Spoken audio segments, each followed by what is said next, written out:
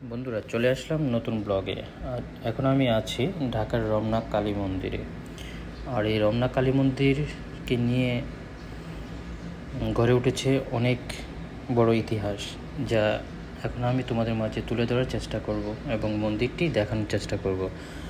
এই রমনা কালী মন্দিরটি 500 বছর আগে গঠন করা হয়েছিল এবং সেখানে 500 বছর আগে গঠন করা হলেও তার মূল মন্দিরটির কার্যক্রম শুরু হয় 200 বছর পর থেকে। যার হাত ধরে হয়েছে সে হচ্ছে সাধু হরিচরণ গিরি। কালক্রমে 1971 সনে যখন বাংলাদেশে পাক বাহিনীরা আক্রমণ শুরু করে, তখন 26 এবং 27শে মার্চ এই দুটো রাতে বাংলাদেশের অনেক মানুষকে হত্যা করে। সেখান থেকে এই রমনা কালী মন্দিরের আশেপাশে যারা ছিল এবং রমনা কালী মন্দিরে যারা পূজা অর্চনা করতো তারও বাদ যায়নি। মোটামুটি 100 নারী পুরুষ মিলিয়ে প্রায় 100 জন মারা গিয়েছিল এবং তাদের হাত থেকে যারা বেঁচে গিয়েছে তারা কিছুদিন পর ভারতে চলে যায়। এবং রমনা কালী মন্দিরটির যে উচ্চতাটা ছিল, যে পিলার উচ্চতা ছিল, সেটা 120 ফুট ছিল। দেশ স্বাধীন হওয়ার পর আবার তারা এই রমনা কালী মন্দিরটি পুনর্গঠন করার চেষ্টা করে। তৎকালীন যে প্রধানমন্ত্রী ছিল শেখ মুজিবুর রহমান, তার কাছে একটি স্মারকলিপি প্রদান করা হয় এবং স্মারকলিপি প্রদান করার পর শেখ মুজিবুর রহমান এই মন্দিরটি দেখার জন্য রমনা কালী মন্দিরে চলে আসেন। যারা মারা গিয়েছিল তাদের যারা আত্মীয় স্বজন ছিল তাদের হাতে 2000 টাকা করে ত্রাণ প্রদান করে থাকে এবং মন্দিরটি পুরো নির্মাণ করার জন্য আশ্বাস প্রদান করেন। 1973 সালের 13ই মে সেখানকার বাসিন্দারা পুস্তকালয় পাঠানো হয় এবং সেখানে শ্মশান সংলগ্ন বালুর মাঠে তারা বসতি স্থাপন করেন এবং তাদের জন্য রেশনের ব্যবস্থা করে থাকেন। তৎকালীন সময়ে রমনায় প্রতি বছর দুর্গাপূজা করার উদ্যোগ নেন স্থানীয়রা, কিন্তু প্রতিবারই তাদের বাধা দেওয়া হয়। শুধু 1982 সালে একবার কালী পুজোর অনুমতি দেওয়া হয়। 1994 সালে মন্দির এবং আশ্রম ফিরিয়ে দেওয়ার দাবি জানিয়ে রতন সরকার বাদী হয়ে ঢাকার একটি দেওয়ানি আদালতে মামলা প্রদান করেন।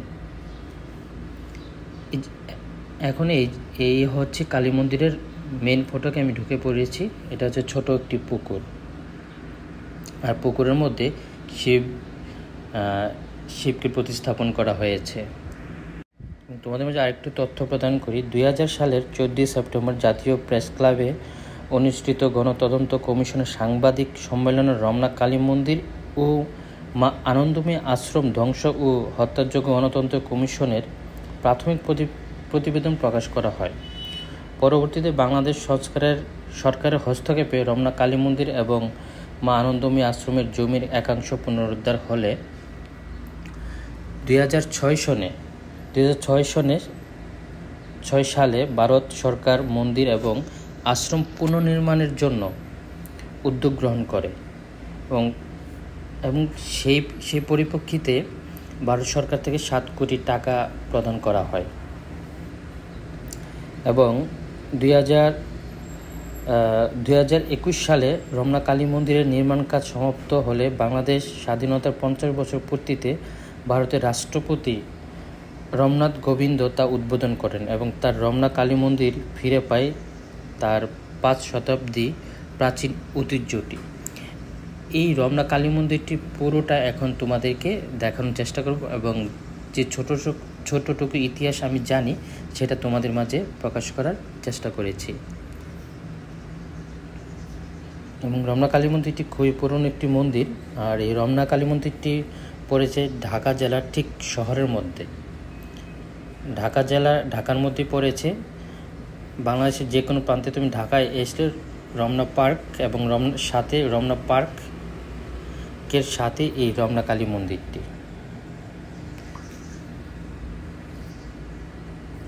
এবং এখানে প্রত্যেক বছরই কালী পূজা, দুর্গা পূজা এবং সরস্বতী পূজা অনুষ্ঠিত হয়ে থাকে।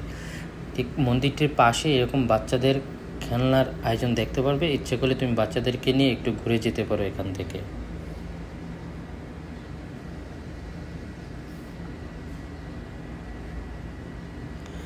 আর এই মন্দিরটির উচ্চতা 96 ফুট।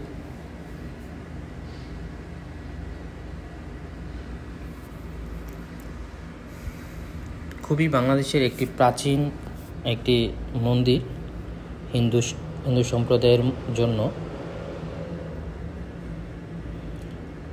আমি যখন ঘুরতে এসেছিলাম ঠিক পাশে রমনা যে পার্কটা আছে একটু ঘুরে দেখার চেষ্টা করেছিলাম।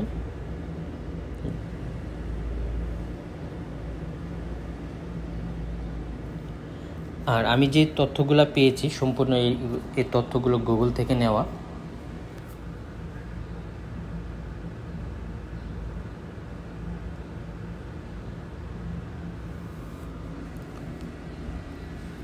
এবং প্রতিদিনই এখানে যে হিন্দু সংগঠন আছে, হিন্দু সংগঠনের সাপ্তাহিক একটি মিটিং করা হয় এই রমনা কালী মন্দিরে। প্রত্যেক দিন বিকেল হলেই এই রমনা কালী মন্দিরে যারা বক্তাবলম্বী আছে তারা আসে এবং এখানে পূজা অর্চনা করে থাকে। এই রমনা কালী মন্দিরে আসলে তোমরা একটু আনন্দ উপভোগ করার জন্য একটু রমনা পার্ক হতে ঘুরে যেতে পারো। আরেকটি মজার ব্যাপার হলো, আমি যখন এই রমনা পার্কে এসেছি ঠিক তখন আমাকে 2-3টা বাচ্চা আমাকে ধরেছিল, তারা নাকি চরকিতে উঠবে। যাই হোক, আমি এখন রমনার মন্দিরের ঠিক ভেতরে ওঠার চেষ্টা করছি, যাতে তোমরা অবশ্যই লাস্ট পর্যন্ত ভিডিওটি দেখবে।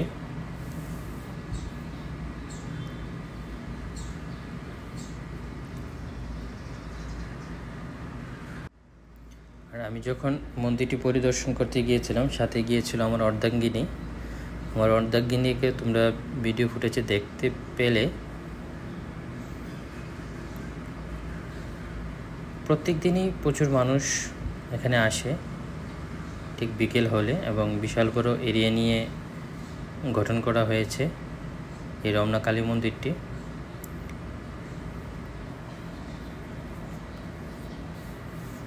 প্রায় নতুন করে এই মন্দিরটি পুনর্গঠন করার জন্য 7 কোটি উপরে টাকা খরচ হয়েছে, যেটা 7 কোটি টাকা দিয়েছে ইন্ডিয়ান গভর্নমেন্ট থেকে।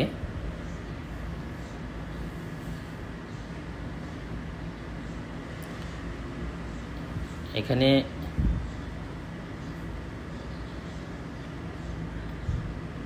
আসলে এরকম পবিত্র যে স্থান আছে, পবিত্র স্থানগুলোতে গেলে আসলে মনটা এমনিতেই ভালো হয়ে যায়। মন্দির হোক আর মসজিদ হোক, যেখানেই হোক মন এমনি ভালো লাগে। সো আমরা সবাই চেষ্টা করব, আমরা হিন্দু হই আর বুদ্ধ হই, খ্রিস্টান হই আর মুসলিম হই, যাই হই, আমরা যে সম্প্রদায়ের হই না কেন, আমাদের সৃষ্টিকর্তাকে ডাকার জন্য চেষ্টা করব, সৃষ্টিকর্তার নাম স্মরণ রাখার চেষ্টা করব। কারণ আমরা যতই কাজকর্ম করি না কেন, আমাদের একদম উদ্ধার করার জন্য এবং সব কিছুর মূলে রয়েছে আমাদের সৃষ্টিকর্তা। তো আমরা চেষ্টা করব অবশ্যই দিন শেষে যতটুকু সম্ভব কাজের ফাঁকে ফাঁকে সবাই যেন সৃষ্টিকর্তার নাম স্মরণ রাখি, এবং যে কোনো কাজ করার পূর্বে আমাদের সৃষ্টিকর্তার নাম স্মরণ রেখে কাজ করতে হবে। তখন সৃষ্টিকর্তা অবশ্যই আমাদের ইচ্ছেটা পূরণ করবে। আমি একটু তোমাদেরকে ঘুরিয়ে দেখানোর চেষ্টা করছি প্রত্যেকটা এই রমনা কালী মন্দিরের যে স্থানটি আছে। আসলে আমরা যখন যাই কিছু করি না কেন, সৃষ্টিকর্তা যদি আমাদের প্রতি সহায় না থাকে তাহলে আমরা কোনো কাজেই সাকসেস হতে পারবো না। সো আমাদের উচিত সবসময় সৃষ্টিকর্তার নাম স্মরণ রাখা। রমনা কালী মন্দির ওই শ্যাম আনন্দময়ী আশ্রম, এটা নাম আমি আগেও বলেছিলাম, সো তোমরা নামটাও দেখতে পেলে।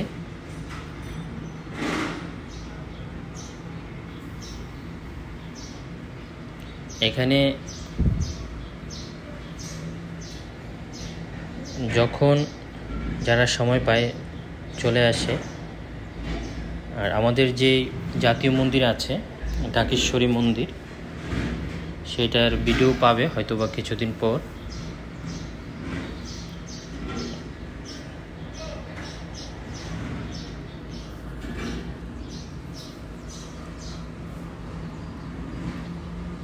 এবং খুবই সুন্দর হয়েছে যখন পুনঃস্থাপন করা হয়েছে এই মন্দিরটি।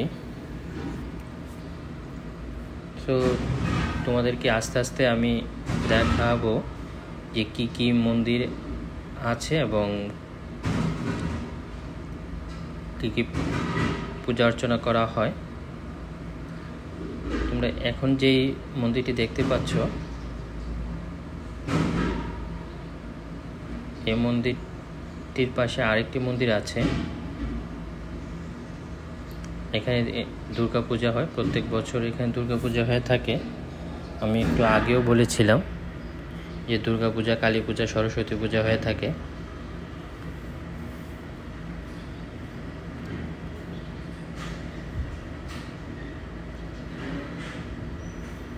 এবং গভর্নমেন্টের পক্ষ থেকে খুবই, যখন পূজা অর্চনা করা হয়, গভর্নমেন্ট থেকে খুবই প্রশাসনিক যে কাজগুলো তারা খুব ভালো করে থাকে, সিকিউরিটি প্রদান করে থাকে। এটা হচ্ছে কৃষ্ণের মন্দির।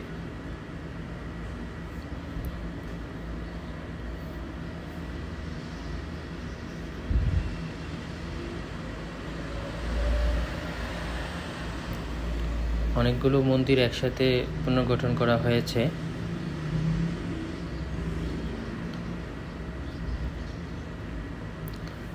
আর জলের মধ্যে অবশ্যই শিব মন্দির, শিব ঠাকুরের মূর্তিটা দেখতে পেয়েছো এবং এখানে কত সুন্দর শাপলা ফুল ফুটে আছে।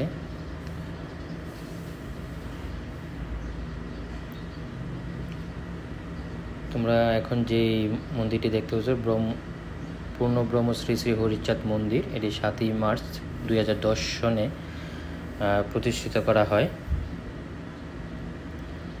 আর মূল যেই কালী মন্দিরটা, সেটা 2006 সনে পুনর্স্থাপন করা হয়।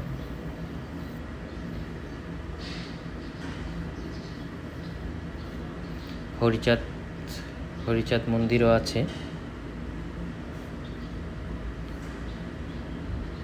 সো আশা করি তোমাদের ভালো লাগবে ভিডিওটি, এবং সবাই আমার ভিডিওতে লাইক দিতে ভুলবে না, সাবস্ক্রাইব করতে ভুলবে না। এবং মুক্তবীর শ্রী শ্রী গুরুচাঁদ মন্দির। সো তোমাদেরকে দেখানোর চেষ্টা করেছি আমি সম্পূর্ণ এই রমনা যে কালী মন্দিরে কী কী মন্দির হয়েছে এবং ইতিহাস সম্পর্কে বলার চেষ্টা করেছি। সো আশা করি ভালো লেগেছে তোমাদের। এবং এখানে ছাত্রাবাসের ব্যবস্থা আছে। দেখো, মুক্তি বাড়িতে শ্রী শ্রী গুরুচাঁদ ছাত্রাবাস, এখানে ছাত্রাবাসের ব্যবস্থা আছে। ছাত্ররা এখানে সামান্য পরিমাণ টাকা দিয়ে এখানে থাকতে পারে। যারা ছাত্র আছে তারা এখানে থাকতে পারে, খাওয়া দাওয়া করতে পারে। তাদের থেকে তেমন কোনো টাকা নেওয়া হয় না।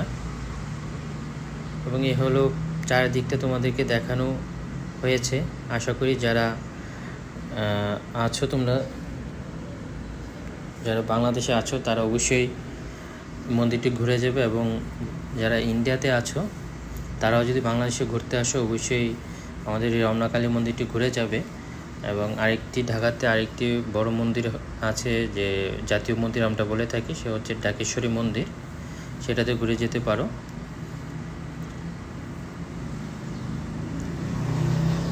কারণ আমি আবারও বলি, এইসব মন্দির, মসজিদ, গির্জা আমরা যখনই যাই আসলে মনটা খুবই ভালো লাগে। সো যারা নতুন বন্ধু আছো আমার ভিডিওটি দেখবে, সবাই লাইক, কমেন্ট, শেয়ার করার চেষ্টা করবে। আর অবশ্যই ফুল ওয়াচ করার চেষ্টা করবে। আজ এ পর্যন্তই, রেখে দিলাম। টাটা, ভালো থাকবে, সুস্থ থাকবে, একে অপরের পাশে থাকবে। আর নতুন নতুন ভিডিও দেখার জন্য দেব বয়েস 19 এর পাশে থাকবে।